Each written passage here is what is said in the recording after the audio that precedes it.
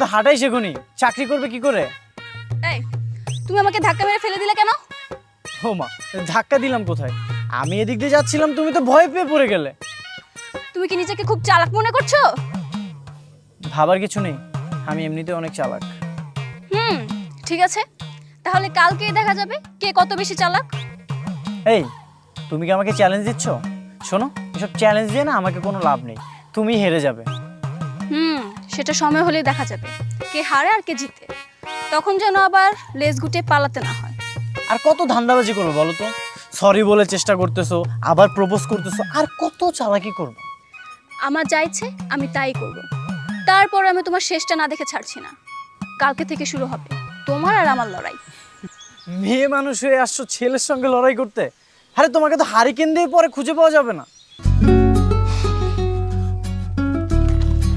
কার দৌড় কত দূর সেটা কাজেই প্রমাণ হবে।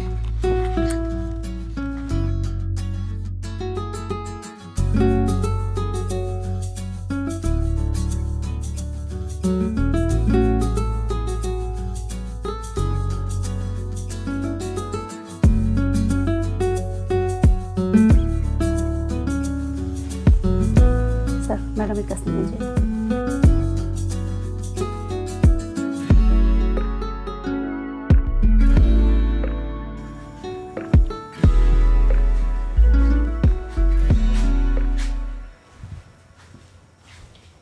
ম্যাডাম, ওনাকে একটু দেখে দেন।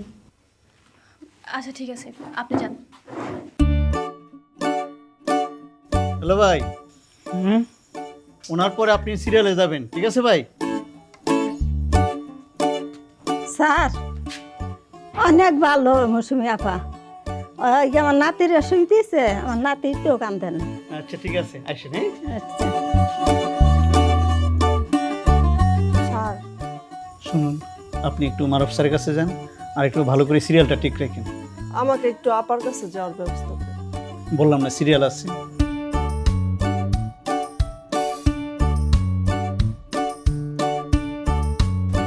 চিন্তার কোনো কারণ নেই, আমি আপনাকে ইনজেকশন দিয়ে দিচ্ছি, আপনি তাড়াতাড়ি সুস্থ হয়ে যাবেন।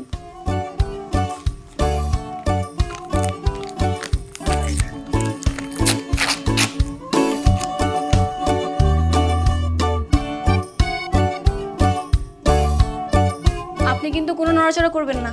আচ্ছা, লড়াচড়া করুন না, কিন্তু ব্যথা যে না পাই আপা। কোনো সমস্যা নেই, আপনি শান্ত হয়ে বসুন, কোনো ব্যথা পাবেন না।